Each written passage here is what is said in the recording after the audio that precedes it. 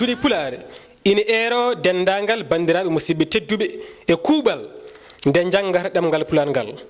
ha tengti noon e pelle pinalɗe ha e jaandiyankoɓe men heblaɓe e ɗemde goɗɗe ma mbiyen e ɗemde koɗe woni les langues étrangères. eɗen keewi pellon kala subaka Allah mo pinɗen ɓe ina mbiya komin fedde yiɗɓe ceenal ɓeya ko fedde yiɗɓe duɗɗaldi ɓeyto ko fedde yiɗɓe jaarendi elle fof wona leydi tan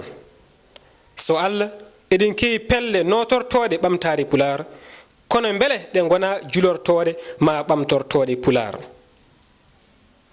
neɗɗo wawa wiide ko ɓamto ɗemgal taw o janggani ma o jangguinani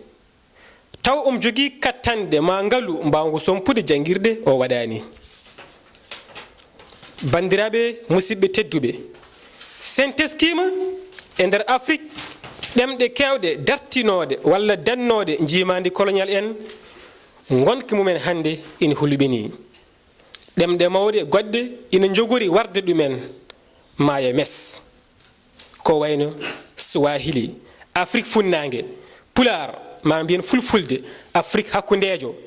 Hausa to Niger e Cameroun e wolof to Sénégal ina jeeya e ɗen ɗemɗe mawɗe moɗoje keddiɗe ɗe ina hiisa wonde ɗeɗo ɗemɗe ɗe kalɗen ɗe fof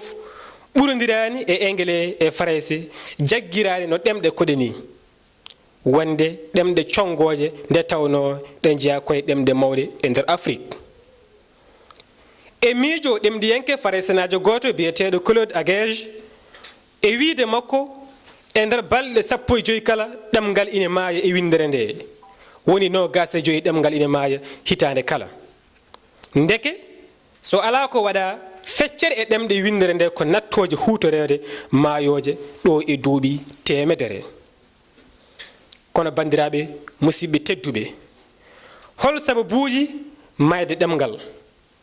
holko addanti wiyeede ɗemgal maayi ma holno ɗemgal maayirta. ɗemgal maayirta ko helmere ko wasde haalde yoga e kelme addante kelmede ndi majjude. ɗemgal heewi hiisede naati e kallulaha koye ɗiɗo sifaji garoji goo so natti layde ɗiɗi so natti hutorede e gurdam yimɓe tati so natti hutorede to banggue julagu walla so natti hewde haaloɓe. in hiise wonde ɗemgal wawa wurde so tawi ko famɗi fof jogaki temedere ujunere kaalowo. laamu ina wawi boom yaɓɓude ɗemgal dolnugal tetta mbawkaji mum ha laaɓa wawna ɗemgal ngal weela hayso wona ɗemgal jangal ɗum yiyama e windere nde tubak faransenajo goto biyeteɗo Guillaume le Conquérant heɓti Angleterre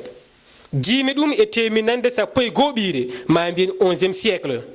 ƴetti France fawi e dow anglais hankkadi fodde duuɓi temetati caggal ɗum kala tinɗo hoore mum ko farayse haalata ko farayse windata haalata anglais tan ko yimɓe jiimaɓe ɓe. anglais naatti e parlement koye hitande 1363 ma mbiyen 1363 ndeke golwol e laamu so jantodiri ina mbawi jogade batte tengtuɗe e gurdam ɗemgal.